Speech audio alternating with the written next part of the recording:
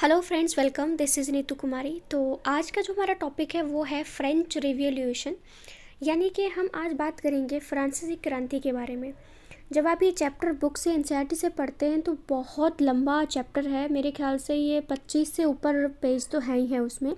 तो एक वीडियो में पूरा चैप्टर कवर कर पाना अच्छा नहीं रहेगा, क्योंकि काफ़ी जो छोटी छोटी जानकारी है वो छूट जाएगी। तो आज मैं आपको बताने वाली हूँ, थोड़ी ब्रीफ नॉलेज की हम बात करेंगे कि फ्रेंच रिवॉल्यूशन हुई क्यों थी और कब इसमें जो फ्रेंच रेवोल्यूशन का अंत हुआ था, वो सारी जानकारी जो हम यहाँ पे करेंगे, थोड़ा ब्रीफ में करेंगे, ताकि जो एक कॉम्पिटेटिव एग्ज़ाम के लिए चीज़ें चाहिए होती हैं जितनी इंपॉर्टेंट हो वो हम निकाल पाएँ। बाकी इसकी मैं सेकंड वीडियो भी लेके आऊँगी, ताकि हम जितनी भी चीज़ें हैं, चाहे देर लगे पर हम उसे छोड़ेंगे नहीं, है ना। थोड़ा सा टाइम लगा लेंगे पर हम उसको कंप्लीट करेंगे। तो हम शुरुआत करते हैं। 1776 की अमेरिकी क्रांति में फ्रांसीसी भागीदारी एक महंगा मामला था, क्योंकि जो फ्रांस था उसने एक अमेरिका में कुछ दिक्कत हुई थी, कुछ प्रॉब्लम हुई थी, तो फ्रांस ने उसके बहुत ज़्यादा हेल्प करी थी। अपने बहुत सारे जो पैसे थे, बहुत सारी सेना, बहुत उसकी हेल्प करी थी, तो अमेरिका जो था वो जीत गया। लेकिन क्या हुआ, ये महंगा मामला इसलिए बोला है क्योंकि जिसने देश को दिवालियापन की स्थिति में छोड़ दिया। क्योंकि जो फ्रांस था उसने अमेरिका की उस युद्ध में बहुत ज़्यादा हेल्प करी थी, लेकिन जब अमेरिका आज़ाद हो गया, जब तो इससे क्या हुआ कि जो फ्रांस था वो बहुत ज़्यादा दिवालियापन में आ गया, यानी इसके पास बिल्कुल भी खजाना नहीं बचा, कोई पैसा नहीं बचा, सेना भी बहुत ज़्यादा इसकी ख़राब हो चुकी थी, ख़त्म हो चुकी थी। राजा लुइस के अत्यधिक खर्च से भी मामले में मदद नहीं मिली। क्योंकि देखिए, इसमें स्टार्टिंग में थोड़ी सी हम बताने की कोशिश कर रहे हैं कि 1776 में क्या हुआ, अमेरिकी क्रांति हुई, ठीक है, जिसमें फ्रांस ने अमेरिका की बहुत ज़्यादा मदद करी थी।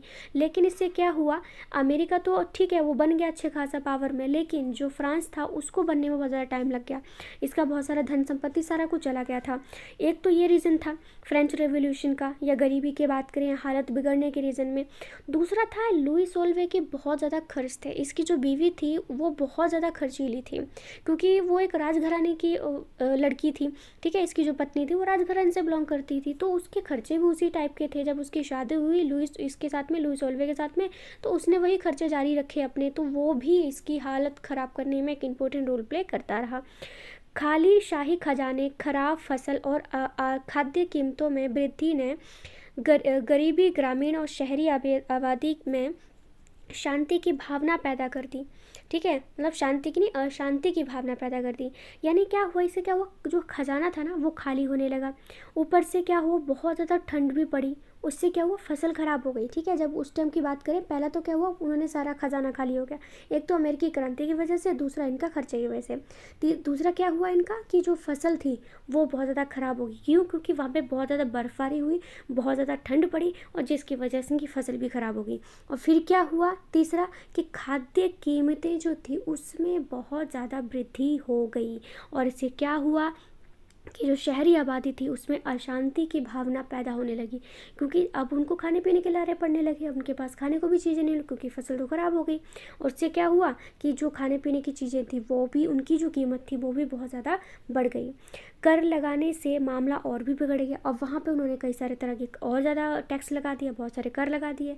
नमक पे लगाया, तम्बाकू पर भी उन्होंने कर लगा दिया, तो बहुत ज़्यादा टैक्स लगा दिया, जिससे कोई राहत तो उनको बिल्कुल नहीं मिली। ऑफ कोर्स, क्योंकि जो किसान थे, जो बिजनेसमैन थे, उन्हीं को सारा टैक्स देना पड़ रहा था, तो उनका और ज़्यादा टैक्स बढ़ा दिया गया, तो उनको तो बिल्कुल भी प्रॉब्लम सॉल्व करने में हेल्प नहीं मिल रही थी।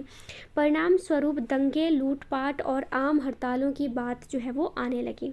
अब सीधी सी बात है, जिनको खाने के लिए कुछ नहीं मिल रहा हो, टैक्स और लगाया जा रहा हो राजा, तो वो लोग क्या करेंगे, वो तो दंगे करेंगे, लूटपाट करेंगे, या फिर हड़तालें करेंगे राजा के खिलाफ। तो वो सारी चीज़ें उन्होंने करना शुरू कर दिया।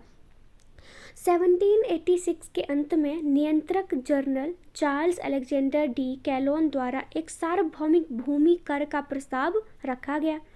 यह कर सुधार अब पादरी और कुलीन वर्ग जैसे विशेष अधिकार प्राप्त वर्गों को छूट नहीं देगा, जैसा कि सदियों से होता आया। मतलब ये कह रहा है कि फिर क्या हुआ, 1786 में जो चार्ल्स अलेक्जेंडर डी कैलोन था, उसने क्या किया, एक सार्वभौमिक भूमि कर का प्रस्ताव सामने रखा, जिसमें उसने सीधा बोल दिया उसने ही सीधा बोल दिया कि जो पादरी वर्ग हैं, कुलीन वर्ग हैं, जिनको विशेषाधिकार पहले से मिले हुए थे, उनको अब वो विशेषाधिकार नहीं मिलेंगे। कहने का मतलब ये है कि पहले का जो पादरी वर्ग था या कुलीन वर्ग था ना, बहुत ही अमीर थे, उनको कोई टैक्स भी नहीं देना पड़ता था, ऐशो आराम की ज़िंदगी जी रहे थे वो। लेकिन जब इन्होंने एक सार्वजनिक भूमि कर का प्रस्ताव सामने रखा तो उन्होंने साफ कह दिया कि जो पादरी वर्ग है, कुलीन वर्ग है, उनको कोई भी विशेष अधिकार नहीं दिए जाएंगे, उन्हें भी ये टैक्स उन्हें देना पड़ेगा। फिर राजा ने इन उपायों को पारित करने के लिए स्टेट जनरल को बुलाया। स्टेट जनरल एक सभा थी जो फ्रांसीसी कुलीन, पादरी और मध्यम वर्ग का प्रतिनिधित्व करती थी। यानी कि जो स्टेट जनरल बनाई गई थी, सॉरी,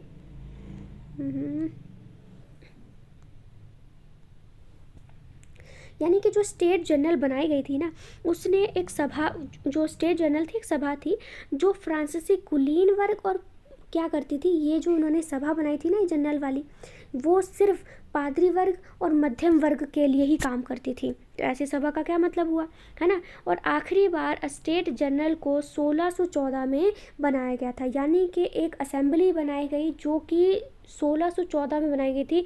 और अभी की बात करें तो 17 मेरे ख्याल से 89 में जो है उन्होंने ये असेंबली बनाई थी। तो तकरीबन 100 से 150 साल बाद एक असेंबली इन्होंने फिर से बनाई थी। लेकिन इसमें भी प्रॉब्लम ये थी, इसमें भी जो पादरी वर्ग थे, जो मध्यम वर्ग थे, उन्हीं का ही बोलबाला था। अब जो गरीब जनता थी उन्होंने आवाज़ उठाई कि भाई हमारे खाने पीने के लारे जो है पड़ने लगे हैं, तो फिर अब कुछ किया जाए, राजा को कुछ काम करना चाहिए। तो राजा ने क्या किया, एक असेंबली वहाँ पर बुला ली। लेकिन उस असेंबली में भी जो बोलबाला था वो सिर्फ कुलीन वर्ग का और पादरी वर्ग का ही था। जो गरीब लोगों की मांगे थी उनके खाने पीने को लेकर या उनके आज़ादी को लेकर, उसके उन लोगों को कोई इम्पोर्टेंस ही नहीं दी गई थी। वहाँ पर एक चीज़ मैं आपको बताती हूँ, यहाँ लिखा है बैठक की तारीख 5 मई 1789 तय की गई, जहाँ तीनों संप्रदायों की शिकायतें राजा के सामने रखी जाएंगी। अब यहाँ पे एक चीज़ बताती हूँ कि एक ना इस तरह से उन्होंने चीज़ें रखी गई, ठीक है। तो उन्होंने कुर्सी बनाई थी 1 2 3, 1 2 3, और यहाँ पे जो लोग थे वो कौन थे, वो आम जनता थी। मैं आपको बताती हूँ, यहाँ पे ना उन्होंने बोला था कि जो उच्च वर्ग के लोग हैं, जैसे राजा के परिवार से संबंधित जो है वो 300 होंगे, और कुलीन वर्ग जो होंगे वो होंगे हमारे ये 300, और बाकी जो जनता होगी, ठीक है, बाकी जो जनता होगी वो 600 होगी, ठीक है। तो इन्होंने जो असेंबली बनाई थी, राजा ने जो असेंबली बुलाई थी, उसकी तारीख थी 5 मई 1789, जिसमें 3 संप्रदायों की शिकायतें राजा के सामने रखनी थी। जो मैंने आपको बताया था कि इस तरह से सीटिंग अरेंजमेंट था, यहाँ पे 300 लोग बैठेंगे अमीर, यहाँ पे 300 लोग अमीर बैठेंगे, और जो बाकी जनता थी फ्रांस की, उनके लिए कोई सीटिंग अरेंजमेंट नहीं किया गया था, वो वहाँ पर सीधे खड़े ही थे। 600 के 600 लोग जो थे वो खड़े थे। अब वहाँ पर उन्होंने वोटिंग वगैरह चालू करना शुरू किया। तो उन्होंने बोला ये जो 300 लोग हैं इनका एक वोट माना जाएगा, यहाँ के जो 300 लोग हैं इनका एक वोट माना जाएगा, और ये जो, एक मिनट रुकिएगा, ठीक है, और ये जो लोग यहाँ पर खड़े हैं फ्रांस के बाकी लोग, इनका भी एक वोट माना जाएगा। कहने का मतलब ये है कि ये लोग कितने हैं, ये 300 हैं, ये 300 हैं, और ये जो बाकी जनता है ये 600 है। तो इन्होंने ये बोला कि चाहे ये वाले 300 हों, चाहे ये वाले 300 हों, इनका सबका एक एक वोट माना जाएगा। तो यहाँ पर क्योंकि शिकायतें रखी तो और भी चीज़ें होनी थी कि भाई हाँ जी इस बात पे कितने लोग सहमत हैं, तो वो चीज़ वहाँ पे की गई। तो जो फ्रांस की जनता थी उन्होंने ये कहना शुरू कर दिया कि भाई देखो तुम लोग तो इस तरह से हमारे साथ गलत कर रहे हो, हम 600 लोगों का एक वोट और तुम 300 लोगों का एक वोट और 300 लोगों का एक वोट, ये तो ठीक नहीं है। तो इस तरह से वो असेंबली में जो फैसले लिए जाने थे वो भी कुछ ढंग से वहाँ पे बातचीत हो नहीं पाई। जो उन्होंने सोचा था फ्रांस की जनता ने, या फिर जो राजा था, कुलीन वर्ग थे, पादरी वर्ग के लोग थे, उन्होंने सोचा कि हम बातचीत करके मामले को थोड़ा सा ठीक करने की कोशिश करेंगे। लेकिन ये जो वोटिंग सिस्टम उन्होंने किया कि 600 लोग का सिर्फ एक ही वोट माना जाएगा, तो वो चीज़ से जो जनता थी फ्रांस की, जो कि 600 थी उस टाइम उस जगह पर मौजूद, उन्होंने इस चीज़ को बिल्कुल नकारा। उन्होंने बोला नहीं ये चीज़ तो भेदभाव है, ये चीज़ बिल्कुल भी सही नहीं है। अब हम बात करते हैं इसमें फ्रांसीसी क्रांति के कारण क्या थे। अब देखो क्रांति आगे हम पढ़ेंगे कि क्या हुआ था एंड में, लेकिन सबसे पहले हम यहाँ पे बात करेंगे कि फ्रांसीसी क्रांति जो थी उसके रीज़न क्या थे, उसके कारण क्या थे। पहला जो हमारे पास कारण आता है वो आता है हमारे पास सामाजिक। 18वीं सदी के अंत में फ्रांस की सामाजिक परिस्थितियां अत्यंत असमान और शोषणकारी थीं। सबसे पहले इसने बोला कि 18वीं सदी में फ्रांस की जो सामाजिक परिस्थिति थी वो बहुत ही ज़्यादा असमान थी और शोषणकारी भी थी। शोषणकारी इसलिए बोला है क्योंकि राजा उन पर तरह तरह के टैक्स लगाए जा रहा था। कभी नमक पे लगा रहा था, कभी इस चीज़ पे लगा रहा है, कभी कपड़ों पे लगा रहा है, कभी जितनी हमारी बेसिक ज़रूरतें होती हैं उस पर भी उसने कर लगा के रखा हुआ था। सारा राजा का ही चलता था। राजा ऐशआराम की ज़िंदगी जी रहा था, पब्लिक मरी जा रही थी। किसानों को ढंग से फसलें खराब उनकी हो जा रही थी, कुछ ढंग से मिल नहीं रहा था। उसके बाद क्या हुआ, पादरी और कुलीन वर्ग ने पहले दो संप्रदायों का गठन किया और फ्रांसीसी समाज में सबसे विशेष अधिकार वर्ग ये लोग बन गए। ठीक है, तो इसका पहला जो रीज़न था वो सामाजिक था। क्यों? क्योंकि जो पादरी वर्ग थे और जो कुलीन वर्ग थे उन्होंने क्या किया, तीन चीज़ें बनाई जिसमें उन्होंने खुद को पहले नंबर पर, दूसरे नंबर पर और जो किसान थे उनको तीसरे नंबर पर रख लिया। ठीक है, और जो ये इन्होंने अपने आप को 2-3 नंबर पर रखा, उन्होंने खुद को विशेष अधिकार देने शुरू कर दिए जिसमें उन्होंने पादरी वर्ग और कुलीन वर्ग को रखा था। फ्रांसीसी समाज में सबसे विशेष अधिकार प्राप्त वर्ग जो थे वो पादरी वर्ग और कुलीन वर्ग को ही बनाया गया। उन्हें राज्यों करों के भुगतान से छूट दी गई थी, यानी कि जितना भी टैक्स लगाया जाएगा पादरी वर्ग और कुलीन वर्ग को देने की कोई ज़रूरत नहीं, उन्होंने साफ मना कर दिया।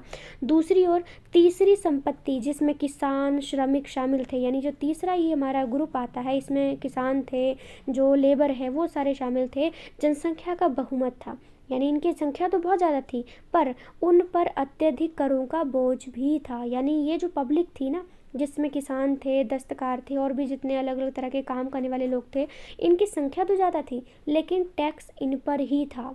सारा का जितना भी सारा टैक्स लगा था, सारा का सारा टैक्स का बोझ इन पर ही था। और पहले के जो दो हैं कुलीन वर्ग, पादरी वर्ग, इनके ऊपर कोई भी टैक्स नहीं लगाया गया था और उन्हें कोई राजनीतिक और सामाजिक अधिकार भी नहीं दिए गए थे। परिणाम स्वरूप वे बहुत ज़्यादा असंतुष्ट थे। ऑफ कोर्स जब ये तीसरी श्रेणी के उसमें रखा गया किसानों को, तो सारा टैक्स उनको उनके ऊपर लगा दिया, तो वो क्या खुश होंगे कि नहीं, हमें तो खुद हमारी फसल ख़राब होती जा रही है, खाने को मिल नहीं रही और टैक्स पे टैक्स लगाए जा रहे हैं। और ऊपर से कुलीन वर्ग को मना कर दिया है, पादरी वर्ग को भी कुछ उन्होंने टैक्स वैक्स देने को मना कर दिया, तो ये चीज़ तो बिल्कुल ठीक नहीं थी, है ना। उसके बाद हम नेक्स्ट पॉइंट करते हैं, वो है आर्थिक कारण। आर्थिक में लिखा है कि लुई सोल्वे द्वारा छेड़े गए कई युद्धों के परिणाम स्वरूप राज्य का खजाना खाली हो गया। अब आर्थिक कारण क्या था? लुई सोल्वे ने कई युद्ध छेड़े थे। सबसे पहले तो उसने अमेरिकी क्रांति में अमेरिका का हेल्प करी थी उसने, तो वो तो ऐसे ही बस हेल्प करने के चक्कर में चला गया, खुद ही बर्बाद होकर आ गया। सारा जो खजाना था उसकी हेल्प करने के चक्कर में इसने बर्बाद कर लिया। अमेरिकी स्वतंत्रता संग्राम में फ्रांस की भागीदारी और कराधान की दोषपूर्ण प्रणाली के कारण स्थिति और भी जटिल हो गई। कराधान का मतलब कर का जो एक पैटर्न होना चाहिए जिसमें सबको कर देने की ज़रूरत थी, चाहे पादरी वर्ग हो, कुलीन वर्ग हो, किसान हो, जितनी भी फ्रांस की जनता है सभी से कर टैक्स वसूला जाना चाहिए था, लेकिन इसने ऐसा कुछ नहीं किया। सारा का सारा बोझ सिर्फ जो किसान हैं, जो गरीब लोग हैं, जो श्रमिक वर्ग हैं, उन्हीं के ऊपर ही थोप दिया। तो ये तो बिल्कुल ही एक नाराज़गी वाली बात शुरू हो गई। जबकि विशेष अधिकार प्राप्त वर्गों को करों का भुगतान करने से छूट दे दी कि नहीं, तुम्हें कोई ज़रूरत नहीं है देने की।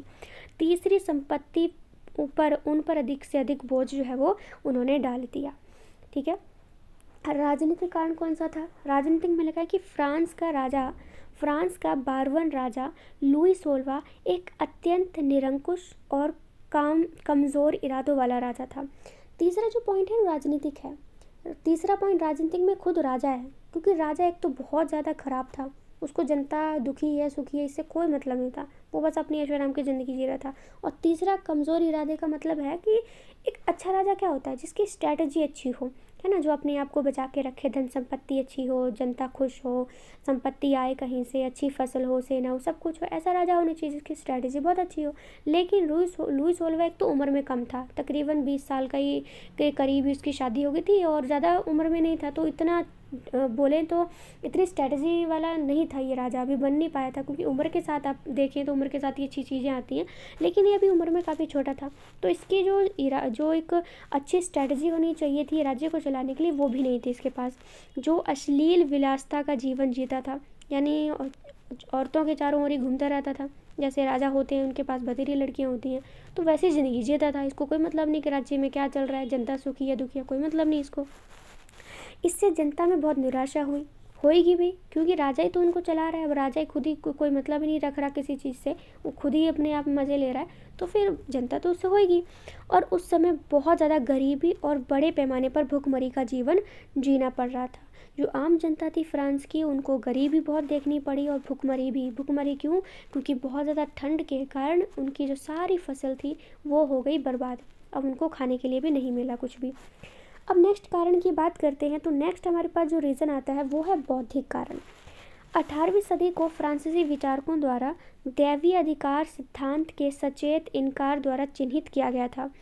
रूसो जैसे दार्शनिकों ने पूर्ण राजशाही के प्रतिमान को खारिज कर दिया। मतलब रूसो आया, उसने बोला, एक दार्शनिक था ये, उसने बोला कि ये जो राजशाही चली हुई है ना, इसको उसने पूरी तरह से खारिज कर दिया। उसने बोला कि राजतंत्र नहीं होना चाहिए, लोकतंत्र होना चाहिए या कुछ और होना चाहिए, बस उसने बोला कि राजतंत्र नहीं होना चाहिए और मनुष्य की समानता और लोगों की प्रभुसत्ता का सिद्धांत होना चाहिए। जो रूसो था उसने बोला कि राजतंत्र नहीं, जो राजशाही है वो नहीं होनी चाहिए, मनुष्य में समानता होनी चाहिए और लोगों की प्रभुसत्ता होनी चाहिए, जहाँ लोगों के पास खुद के अधिकार हों, खुद अपनी चीज़ें करने का उनके पास अधिकार होना चाहिए। उन्होंने पुरानी राजनीतिक व्यवस्था यानी प्राचीन शासन की दोष रेखाओं को उजागर करने और लोकप्रिय असंतोष को व्यक्त करने में महत्वपूर्ण भूमिका निभाई थी। रूसो एक बहुत अच्छा दार्शनिक बन के आया, लोग इससे काफ़ी प्रभावित हो गए। लोगों ने देखा कि ये सही कह रहा है, राजतंत्र नहीं होना चाहिए। अब राजतंत्र से उन्हें कोई फ़ायदा तो मिल नहीं रहा था, राजा उन पर अलग अलग तरह से टैक्स लगाया जा रहा था, कोई नीति नहीं थी उसके पास राज्य को ढंग से चलाने की, विलासतापूर्ण जीवन जी रहा था, जनता भूखी मारी जा रही थी, गरीबी में जी रही थी। तो रूसो ने कहा कि राजतंत्र ही नहीं होना चाहिए, लोगों में समानता होनी चाहिए, उनकी संप्रभुता होनी चाहिए, वो खुद चलाएं अपने आप को, जिससे उनको कोई रोकने टोकने वाला नहीं होगा और अपना अच्छे से प्रोग्रेस भी करेंगे। तो लोगों के माइंड में ये चीज़ पहले नहीं थी। जब रूसो आया, रूसो ने ये सारे विचार लोगों के सामने रखे तो लोग प्रभावित हो गए। तब उनके दिमाग में पहली बार ये चीज़ आई कि राजतंत्र को हमें ख़त्म करना चाहिए, क्योंकि राजा हमारा किसी काम का नहीं है। आगे हम यहाँ पे थोड़ा सा और ब्रीफली पढ़ने की कोशिश करते हैं।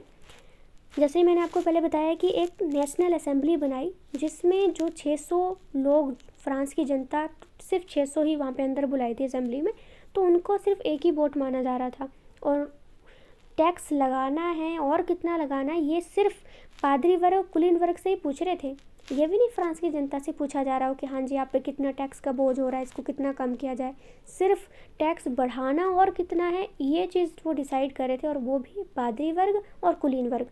फ्रांस की जनता से तो पूछ ही भी नहीं रहे थे, जबकि उन्हें ही सारा टैक्स भरने को पड़ रहा था, उनसे तो कोई पूछ ही नहीं रहा था। तो असेंबली, नेशनल असेंबली के बाहर फ्रांसीसी जनता ने स्वतंत्रता और समानता के सिद्धांत से प्रेरित होकर अन्याय के खिलाफ उठने का निर्णय लिया। यानी वो लोग आके असेंबली से बाहर और उन्होंने बोला कि नहीं, हमारी समस्याओं में आप हमें ही नहीं शामिल कर रहे हैं, हमारे कोई पॉइंट ऑफ व्यू, कोई वैल्यू नहीं दे रहे हैं। तो वो वहाँ से आए और उन्होंने स्वतंत्रता भी और समानता भी, इन दोनों सिद्धांतों को लेकर उन्होंने अन्याय जो उनके साथ किया जा रहा था, उन्होंने आवाज़ उठाने का फैसला किया।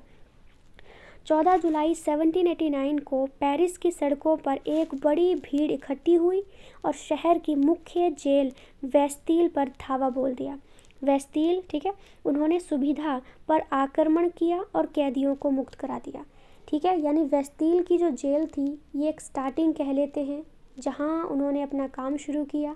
उन्होंने जो भी जेल थी सब तोड़ डाली और उसमें कैदी भी ज़्यादा नहीं थे, कैदी सिर्फ 7 थे, तो उनको उन्होंने बाहर निकाल दिया। वो एक कह सकते हैं ना कि एक उनका पहली सीढ़ी थी, पहला स्टेप था कि अब हम राजा को भी ख़त्म कर देंगे। तो उसके बाद उन्होंने सुविधा पर आक्रमण किया और कैदियों को मुक्त करा दिया।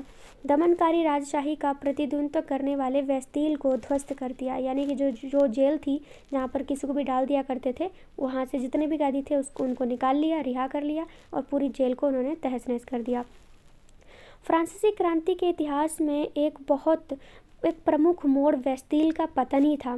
फ्रांस ने 14 जुलाई 1789 को स्वतंत्रता दिवस मनाया। इन्होंने सीधा बोला कि 14 जुलाई को उन्होंने वेस्टेल की जेल जो है पूरी तरह से ख़राब कर दी, उसको तोड़ दिया। और ये क्वेश्चन पूछा जा सकता है कि फ्रांस में जो स्वतंत्रता दिवस है वो कब मनाया जाता है, तो 14 जुलाई 1789 को फ्रांस में स्वतंत्रता दिवस मनाया जाता है। जैसे अपने इंडिया में 15 अगस्त 1947 मनाया जाता है, वैसे ही फ्रांस में 14 जुलाई 1789 को स्वतंत्रता दिवस मनाया जाता है। मनुष्य के अधिकारों की घोषणा को 12 अगस्त 1789 को नेशनल असेंबली द्वारा अपनाया गया। यानी ये भी क्वेश्चन है कि मनुष्य के अधिकारों की घोषणा कब कब करी गई थी, 12 अगस्त को। ठीक है, 14 जुलाई को कर लिया, फिर 12 अगस्त को उन्होंने मनुष्य के अधिकारों की घोषणा भी कर दी। पुरुष पैदा होते हैं और स्वतंत्र रहते हैं और अधिकारों में समान, ये घोषणा उन्होंने करी कि पुरुष पैदा होते हैं, स्वतंत्र ही रहते हैं और अधिकारों में समान हैं, ये घोषणा उन्होंने कर दी। 1791 के अंत तक संविधान का मसौदा तैयार हो गया। उन्होंने बोला कि हमें अपना खुद का संविधान बनाना है जिसमें समानता अधिकार, जो हमारे इंडिया में अच्छे से संविधान बना हुआ है, वैसे उन्होंने मांग रखी थी नेशनल असेंबली में। लेकिन लोगों ने वोटिंग करा दी कि नहीं, पादरी वर्ग ने अपना एक वोट दे दिया, कुलीन वर्ग ने वोट दे दिया, 600 का एक वोट माना जा रहा था। उन्होंने बोला ऐसे तो तुम दोनों के दो हो गए, हमारा 600 का मिला के एक हो गया, ये कोई बात हुई। तो फिर उन्होंने जो है उसको नहीं माना और फिर उन्होंने 1791 में अपना संविधान का मसौदा तैयार कर लिया। 1792 में फ्रांसीसी राजशाही को समाप्त कर दिया और फ्रांस एक गणतंत्र में तब्दील हो गया जिसने स्वतंत्रता, समानता और भाईचारे के आदर्शों को कायम रखा। एक अस्थायी प्रशासन स्थापित किया।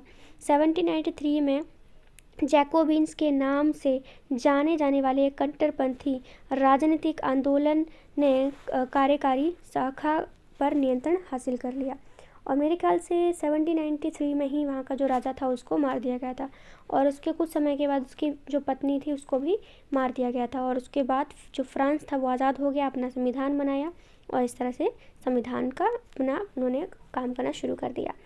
तो ये कुछ ब्रीफ नॉलेज है जो हमें पता होनी चाहिए। तो आई होप आपको अच्छे समझ में आ गया होगा। बाकी इससे संबंधित मैं थोड़ी सी और एक वीडियो लेके आऊँगी जिसमें बची कुछ जो चीज़ें हैं वो हम ऐड करेंगे। बाकी एक ब्रीफ इंट्रोडक्शन जो है आधे घंटे में हो पाई है, तो वो चीज़ को आप हमेशा याद रखें। जितने मोटे मोटे पॉइंट हैं, कैसे हुई, क्या रीज़न थे और कैसे ये खात्मा हुआ, ये सारा एंडिंग का ये पोर्शन है उसका। तो इसमें जितनी भी डेट्स हैं बहुत इंपॉर्टेंट है, हर पॉइंट को, हर डेट को याद रखना, ये आपके बहुत काम आने वाली है। अच्छा लगा हो तो मुझे कमेंट करके ज़रूर बताइएगा। बाकी एक वीडियो मैं और डालूंगी क्योंकि ऑफकोर्स इसमें चैप्टर बहुत बड़ा है, तो एक वीडियो में आधे घंटे में कंप्लीट करना मुश्किल है, मैं करवाऊंगी उसमें। बाकी जितना ब्रीफ चाहिए था उतना ठीक है, बाकी एक और वीडियो हम लेके आएंगे।